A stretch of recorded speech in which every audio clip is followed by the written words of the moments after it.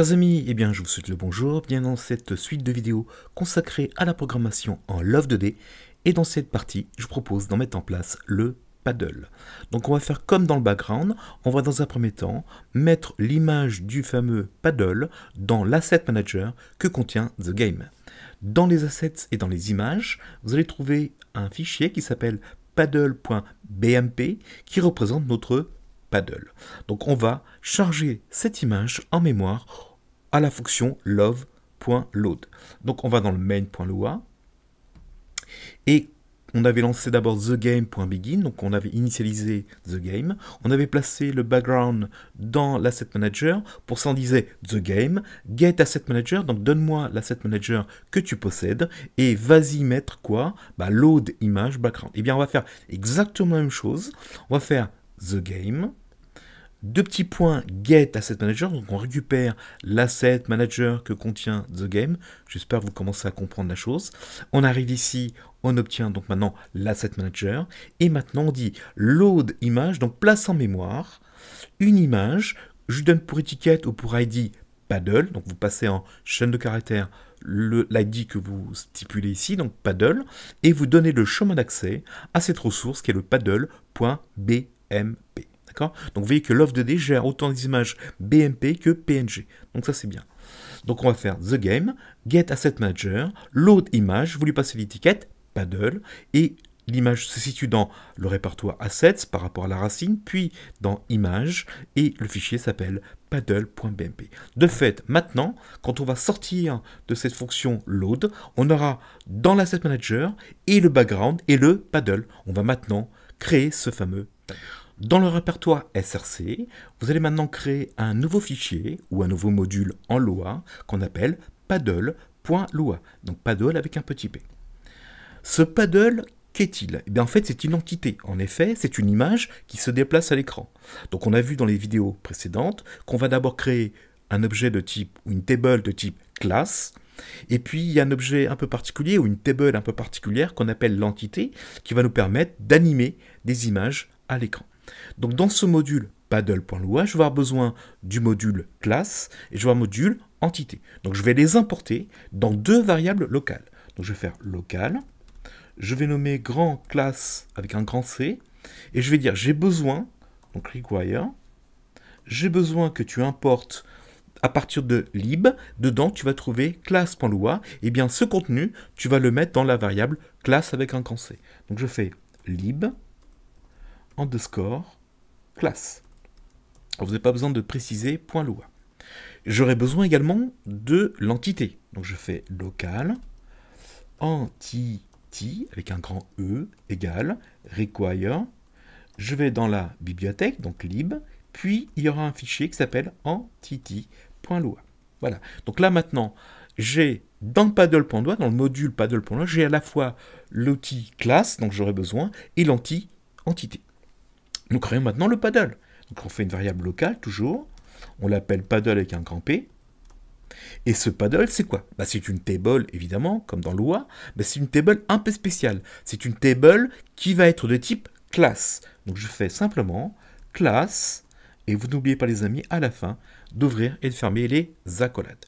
Donc là, en disant local paddle égale class, vous créez une table de type class.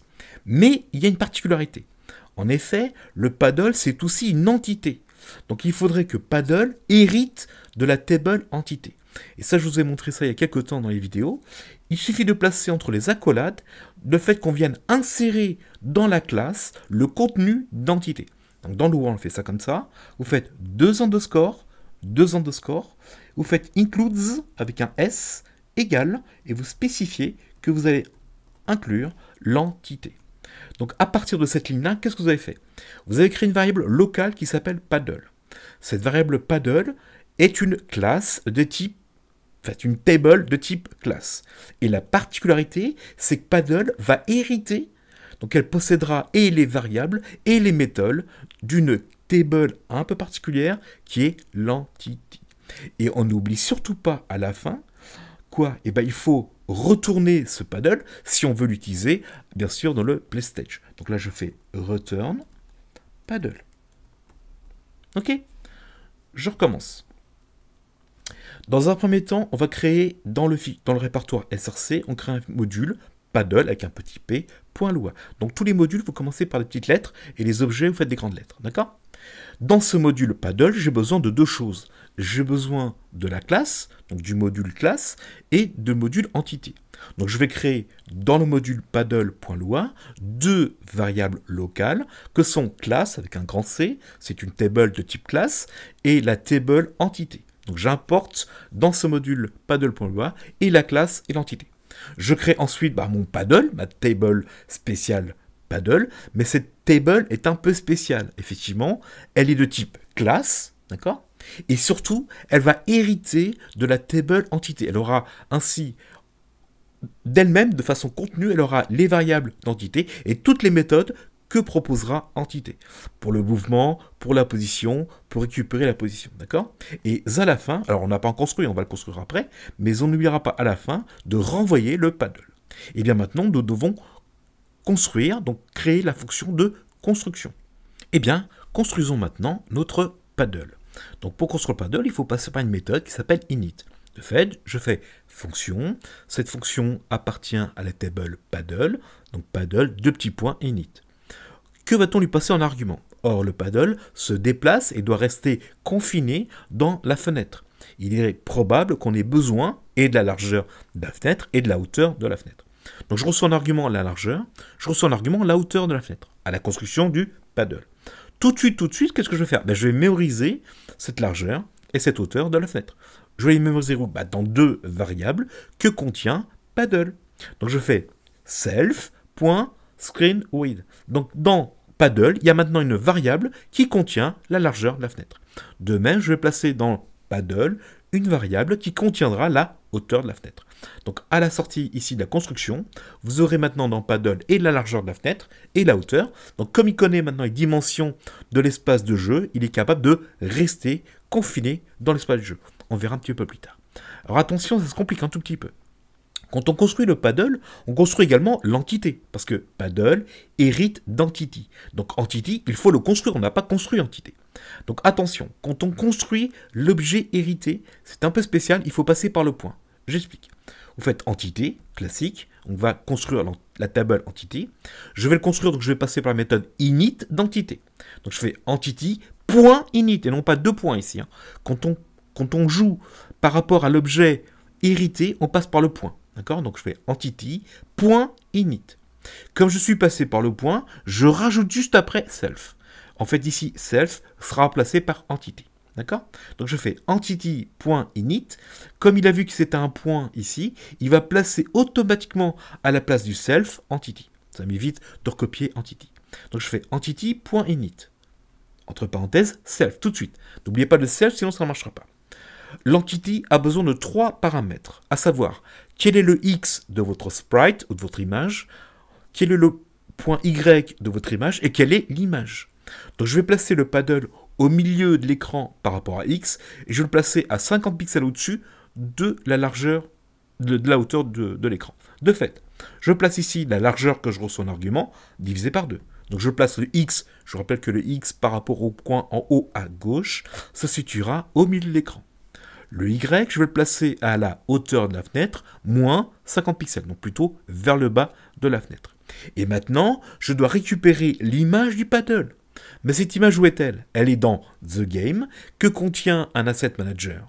Et je lui ai passé pour étiquette paddle. Donc je fais The Game, je vous rappelle que The Game, c'est une classe qui est globale à mon projet, donc je peux l'appeler de n'importe où. Donc The Game, deux petits points, attention, deux petits points, Get Asset Manager, donc va récupérer l'Asset Manager. N'oubliez pas les parenthèses, point ici. Quand j'arrive ici, j'ai l'Asset Manager et je lui dis maintenant Get Image, donc je l'appelle la méthode qui est contenue dans l'Asset Manager, Get Image, et comment s'appelle cette image? Eh bien, elle a pour étiquette paddle. Donc j'ai défini maintenant l'entité. L'entité possède maintenant l'image du paddle. L'entité se situe à x égale à largeur de la fenêtre divisé par 2, la hauteur de la fenêtre, moins 50 pixels pour le Y, je suis maintenant capable de dessiner ce paddle. Donc je vais créer à l'intérieur de paddle une méthode de draw ou de rendu. Donc là, j'ai décidé de faire du render. Donc on crée une seconde méthode. Donc fonction, cette méthode appartient à paddle, donc paddle, deux petits points, et vous l'appelez soit draw, soit render, comme vous voulez. Mais que vais-je faire? Je vais dire à l'entité de se dessiner, parce que l'entité possède son image. Comme le paddle est une entité, il suffit de dire « Hey, entité, dessine-toi ». Donc quand on dit paddle dessine, eh bien le paddle va demander à l'entité de se dessiner. Comment fait-on ceci? Vous faites entity, on parle donc de l'objet hérité, on passe donc par le point, attention, c'est très important. Donc entité.render, et vous lui passez tout de suite le mot self avant de l'oublier. Donc il a besoin de rien d'autre, il a juste de savoir qu'il se dessine. Et il va se dessiner à l'écran. D'accord? Et bien maintenant, utilisons un qui doit posséder ce fameux paddle. Eh bien c'est le PlayStage qui possède ce paddle. Donc on va créer maintenant le paddle à l'intérieur du PlayStage. Donc je vous invite à ouvrir le fichier playstage.lua. Et comme on doit créer le paddle, on va importer dans le module PlayStage, eh bien le module paddle. Comment fait-on ceci? On crée comme d'habitude une variable locale, donc locale, vous l'appelez comme vous voulez, moi je l'appelle grand paddle, égale require, j'ai besoin de quoi? Eh bien d'aller dans le répertoire src, et dans ce répertoire src, il y a un fichier qui s'appelle paddle.lua. Et ce paddle.lua renvoie à la fin, regardez ici, il renvoie le paddle. Donc je récupère ce paddle dans une variable paddle, mais attention, cette variable paddle est maintenant comprise dans le module PlayStage. Okay, et je vais créer ce paddle. Donc pour créer le paddle, je vais créer à l'intérieur du table PlayStage une variable de type paddle. Okay, donc ici, à la construction du PlayStage, je vais créer à l'intérieur du PlayStage, donc self, point, vous mettez le nom que vous voulez de votre variable, je l'appelle petit paddle, pour ne pas confondre le petit paddle et le grand paddle qui est un grand P, égale paddle, et entre parenthèses, vous lui spécifiez la largeur de la fenêtre et la hauteur de la fenêtre que vous récupérez à la construction du PlayStage. Donc attention les amis, vous n'avez pas besoin de faire paddle, deux petits points, ne faites pas ça, hein. Ne faites pas deux petits points, non, non. Il sait que c'est la construction, donc on n'a pas besoin de stipuler le init, vous faites tout simplement self, le nom de votre variable qui est contenu dans le PlayStage, moi j'appelle petit paddle avec un petit p, égale grand paddle, donc la variable qui a été renvoyée dans le paddle.lua, donc grand paddle, on va construire cet objet, on lui passe la largeur de la fenêtre et on lui passe la hauteur de la fenêtre. Et bien maintenant le PlayStage possède un paddle. D'accord? On va le dessiner. Donc, pour le dessiner, on n'a pas besoin du onEnter, on n'a pas besoin pour l'instant du onExit, on n'a pas besoin du update. Par contre, il faut faire du render. Donc quand la fenêtre va se dessiner, on va d'abord afficher l'image de fond. Attention, dans l'ordre, hein, on affiche l'image de fond et par-dessus, on doit maintenant dessiner le paddle.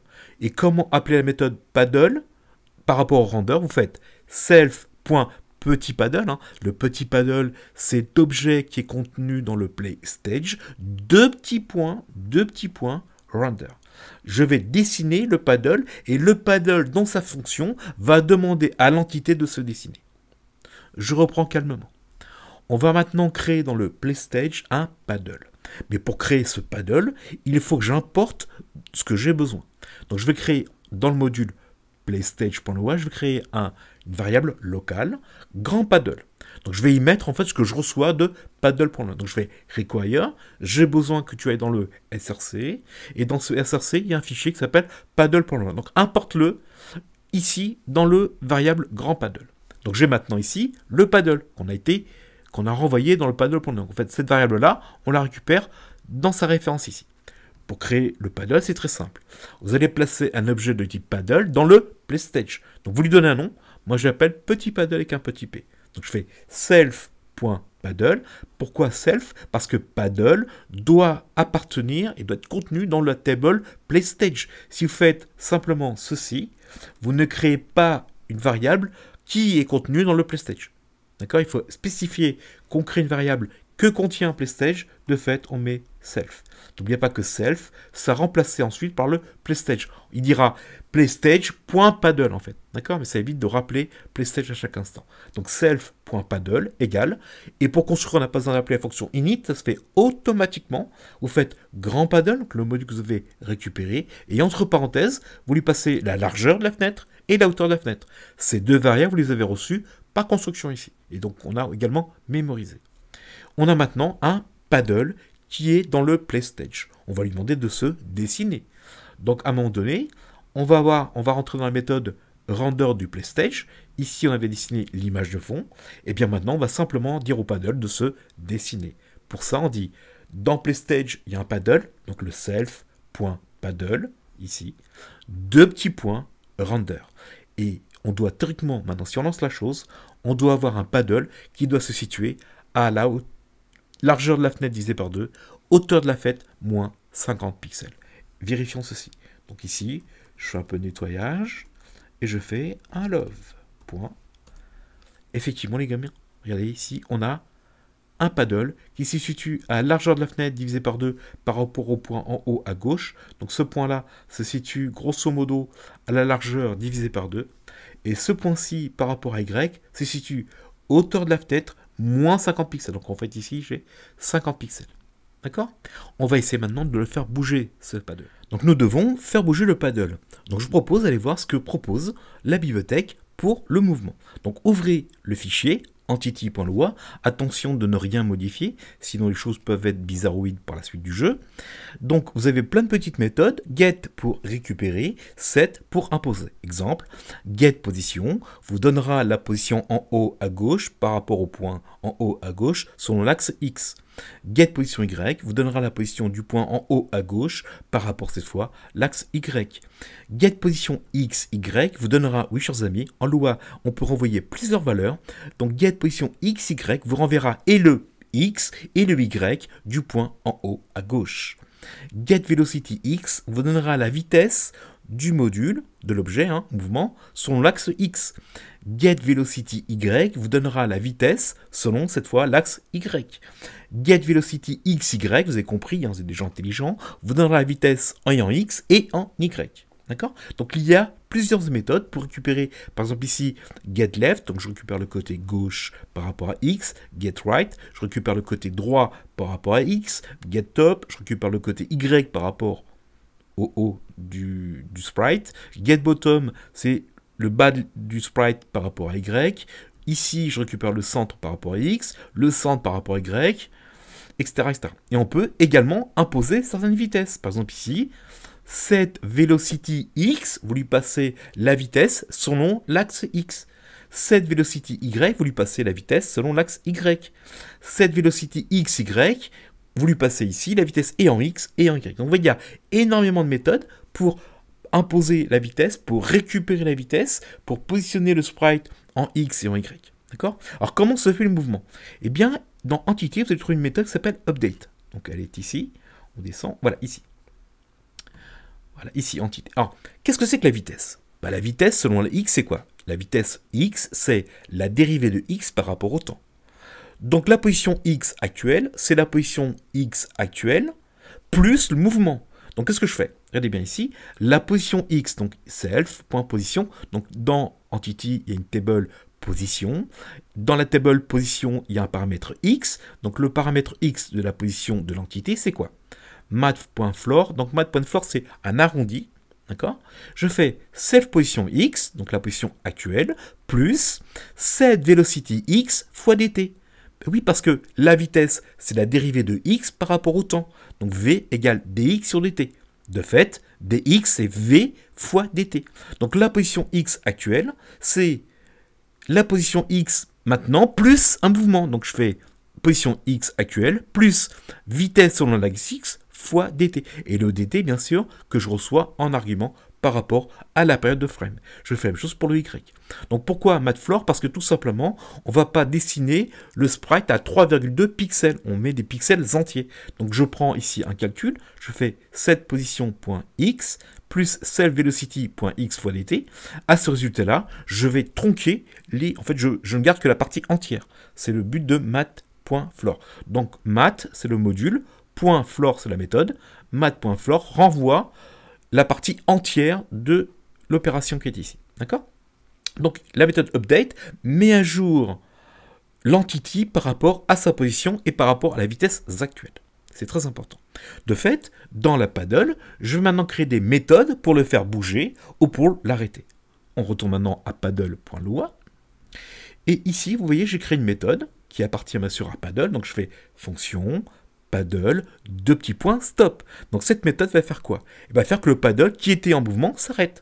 Pourquoi s'arrêtera-t-il? Parce qu'à un moment donné, vous allez relâcher la touche. Donc quand vous allez appuyer sur la touche gauche, le paddle va se déplacer vers la gauche. Quand vous allez appuyer sur la touche droite du clavier directionnel, le paddle va se déplacer vers la droite. Et quand vous allez relâcher la touche, il faut que le paddle s'arrête.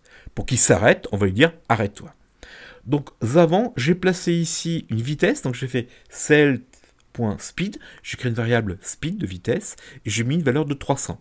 Donc la valeur que vous mettez, c'est des pixels par seconde, d'accord? Donc je vais me déplacer à 300 pixels par seconde, ok? Donc ici, comment dire stop au paddle? Eh bien, il suffit de dire que la vitesse selon la x, c'est 0, la vitesse selon y, c'est 0. Donc je vais utiliser la méthode qui est contenue dans Entity, mais n'oubliez pas que paddle, par héritage, a obtenu cette fonction, hein, ce qui est paddle, ce qui est Entity. Un Entity a une méthode setVelocityXy, et bien cette méthode appartient également à paddle parce qu'il a hérité de cette méthode. Alors comment appeler la méthode setVelocity? C'est très simple, vous faites self, je vais appeler la méthode dont j'ai hérité, self, deux petits points, attention, hein, deux petits points, et vous appelez la méthode, ça s'appelle setVelocityXy. Quelle vitesse en x vous voulez? Bah 0. Quelle vitesse en y? Bah 0, tout simplement. Ok? Donc là, paddle.stop, quand vous appellerez cette méthode-là, paddle deux petits points stop, quand vous allez appeler cette méthode-là, automatiquement la vitesse en x et la vitesse en y sera nulle. Donc le paddle ne bougera plus. On va créer une méthode qui s'appelle paddle move. On va recevoir un argument soit left, est-ce que le paddle va se déplacer vers la gauche ou vers la droite? Donc je crée une fonction, cette fonction appartient à paddle, deux petits points move, vous l'appelez comme vous voulez, moi je l'appelais move, et je reçois un argument dire. Donc dire c'est une chaîne de caractères qui vaut soit left, on va vers la gauche, soit right, on va vers la droite. Comment se déplacer vers la droite ou vers la gauche? Il suffit de dire au sprite de mettre sa vitesse en x de temps et de mettre sa vitesse en y de temps. Donc ici, je vais jouer que sur le x parce que le paddle se déplace de façon horizontale. Donc si la direction double égale left, donc je reçois en argument left. Donc if dir égale left, then, qu'est-ce que je fais? Ben, je fais que son setVelocity, mais de qui? Du paddle, donc self, deux petits points, setVelocity x, je ne joue que sur le x, et bien je vais me déplacer vers la gauche, donc il faut que je donne une vitesse négative. Que vaut cette vitesse? Elle vaut self.speed. Hein, self.speed, c'est une variable qu'on a mémorisée ici dans paddle. J'ai mis 300 pixels. Donc quand vous appuyez sur la touche gauche du clavier, vous allez appeler la méthode paddle move avec left. De fait, sa vitesse selon les x sera de moins 300 pixels par seconde.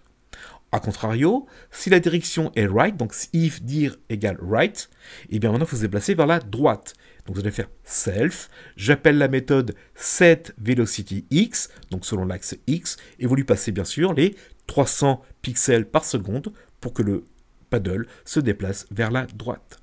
Mais pour qu'il se déplace, il faut qu'on appelle la méthode update d'entity pour qu'il calcule par rapport à la vitesse, par rapport au temps qui s'écoule, la position par rapport à la position ancienne. Donc on est obligé de faire un update.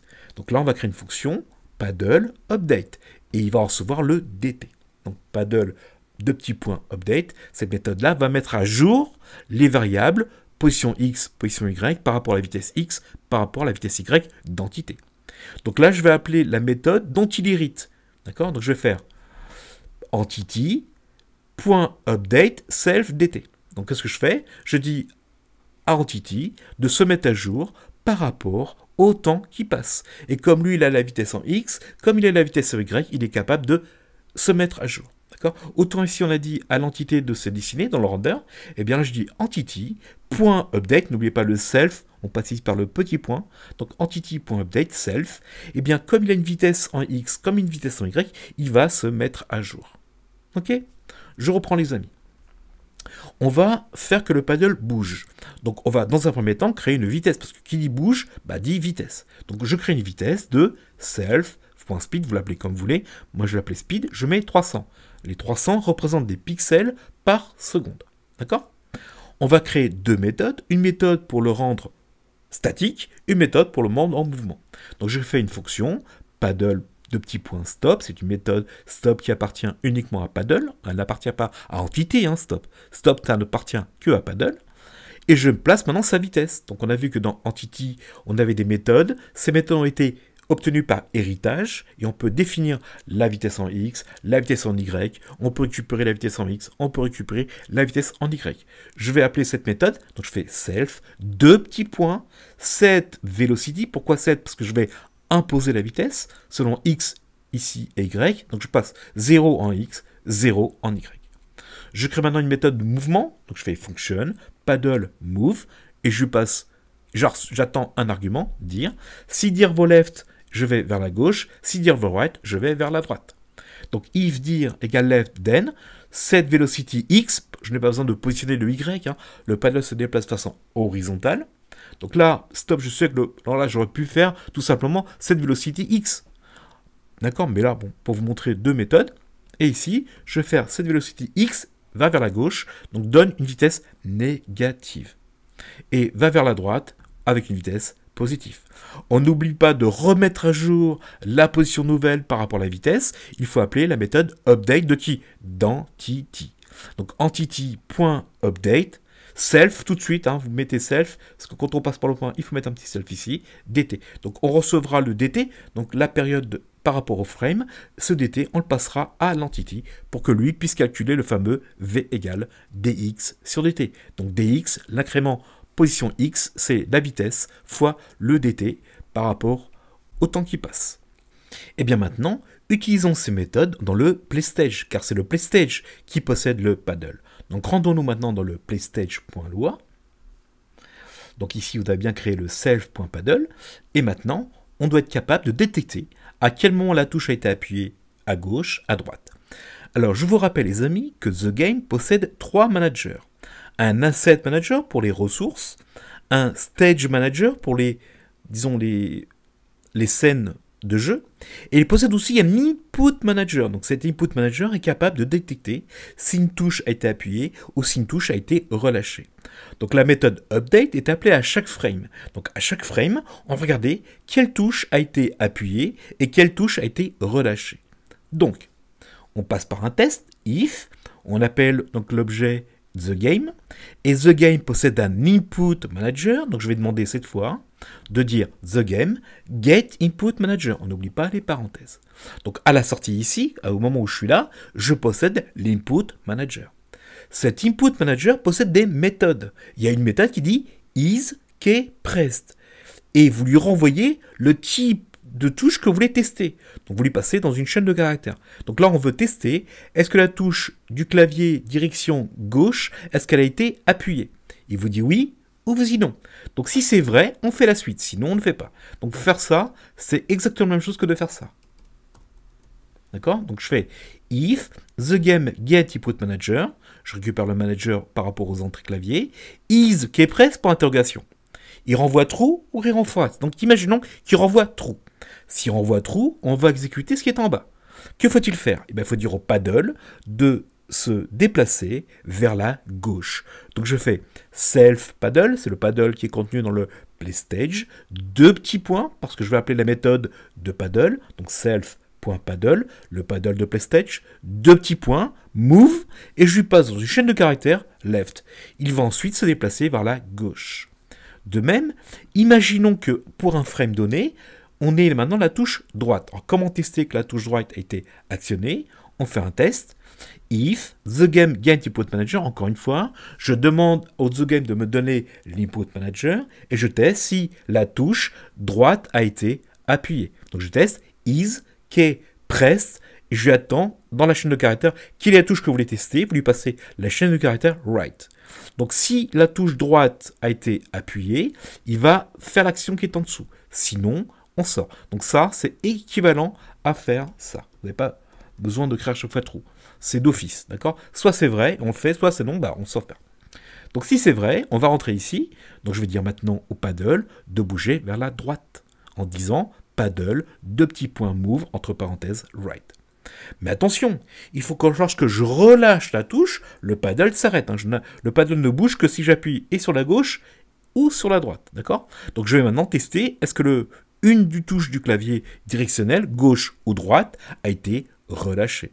Vous êtes des gens intelligents, vous avez compris la chose. On va demander à the game de nous donner l'input manager et de regarder cette fois si the is qui est release left ou the game input manager is qui est release. En gros, est-ce que la touche gauche a été relâchée ou, attention le ou c'est important, est-ce que la touche droite a été relâchée? Donc là on a un test qui dit est-ce que la touche gauche a été relâchée ou est-ce que la touche droite a été relâchée? Si c'est le cas, then on passe ici.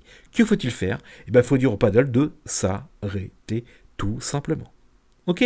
Donc à chaque frame, grâce à l'input manager, on est capable de détecter si une touche a été appuyée, is qui est pressed, si une touche a été relâchée, is qui est release. Et vous lui passez en paramètre, en chaîne de caractères, la touche dont vous voulez tester. Left, right, top, bottom, etc. D'accord? On n'oublie pas à la fin d'update, de remettre à jour le paddle. Comment mettre à jour le paddle? Donc à la fin, quand on a fait tous les tests par rapport à l'avion, on fait self.paddle, update. Et on n'oublie pas de lui passer le DT pour que lui puisse le passer à l'entité.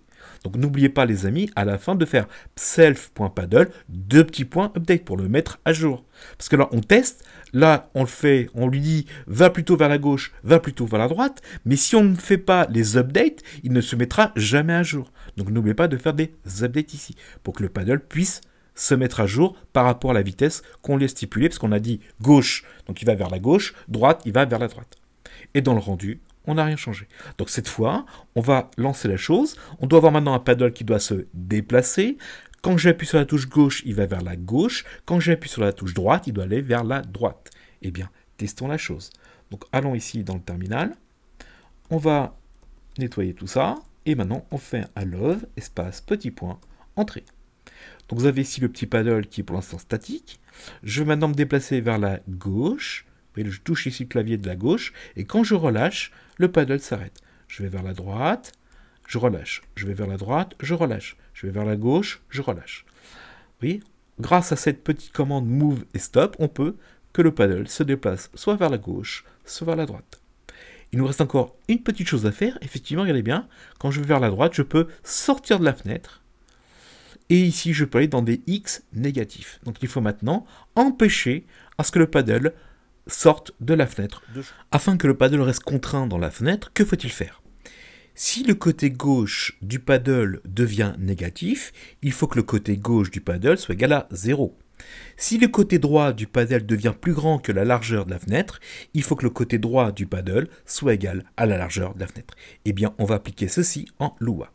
On va créer une fonction, donc fonction qui appartient à paddle, et on l'appelle par exemple ici limite. On va tester le côté gauche dans un premier temps.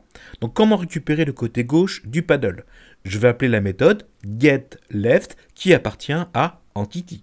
Donc, je vais faire if self, donc j'appelle la méthode d'entity dont j'hérite par rapport au paddle. Donc, self, getLeft, on n'oublie pas les parenthèses, et je reçois un nombre. Si ce nombre est inférieur ou égal à 0, que dois-je faire? Then self, je vais maintenant appeler la méthode set pour positionner le côté gauche. Donc self, setLeft égale à 0. Si le côté gauche du paddle devient égal à 0 ou négatif, le côté gauche du paddle doit être égal à 0. Donc en français, ça se traduit comme ceci en Lua. If self, getLeft inférieur ou égal à 0, then setLeft égale à 0. Donc si le côté gauche devient négatif, le côté gauche sera égal à 0. C'est ce que ça veut dire. De même pour le côté droit, if self get right, donc je récupère le côté droit de mon sprite. Si ce côté droit est plus grand ici que la largeur que j'ai mémorisée, qu'est-ce que je dois faire? Eh bien, je dois dire que le côté droit du paddle, c'est la largeur de la fenêtre au maximum. Donc, if set get right supérieur ou égal à set.screenWidth, then set right, d'accord? Donc, je côté la position droite de mon sprite égale largeur de la fenêtre. Et il faut appeler cette méthode. Or, quand va-t-on appeler? Eh bien, on va faire bouger le paddle et à la fin, on regarde si les limites sont atteintes. Donc, dans le update, je fais quoi? Eh bien, entity.update, là, je fais bouger le paddle par rapport aux vitesses, par rapport au temps qui passe. Et à la fin, j'appelle la méthode limite de paddle en faisant self, limite. Ne faites pas ceci, ça ne marchera pas. Si vous appelez simplement limite, il ne sait pas à qui est rattaché limite. Limite est une méthode qu'on vient calculer, qu'on a créée ici, qui appartient à Paddle. Donc soit vous faites Paddle, 2 petits points, limite, mais le plus simple ici, c'est de faire self, 2 petits points, limite. Donc la méthode limite est appelée à chaque frame. Ainsi, le Paddle ne pourra pas fuir de la fenêtre, il restera confiné soit à gauche, soit à droite de la fenêtre. Regardons si ça marche. Donc je fais un CTRL S pour sauvegarder la chose. Je fais un petit clear ici. Je lance la chose. Donc on doit avoir un paddle qui doit bouger, mais qui doit rester confiné dans la fenêtre. Il ne doit pas sortir ni à droite, ni à gauche. On lance la chose. On a le paddle qui bouge, regardez bien, à gauche, à droite. Je ne peux plus maintenant me déplacer. Je touche la touche gauche du clavier directionnel. Le paddle reste bloqué à 0 parce qu'on lui a dit que le set left vaut 0. De même à droite, je ne peux pas déplacer la largeur. Je lui dis que le set right, c'est largeur de la fenêtre maximum. D'accord? Bien, vous voyez, c'est pas très difficile et la petite bibliothèque, entre autres, le entity.loi va nous simplifier énormément les mouvements parce qu'on a une autre méthode qui nous donne le côté gauche, le côté droit, le côté haut, le côté bas. On peut choisir la vitesse, on peut obtenir la vitesse. Donc ça va nous simplifier énormément le développement de la suite de ce jeu. Merci pour votre écoute et à très bientôt.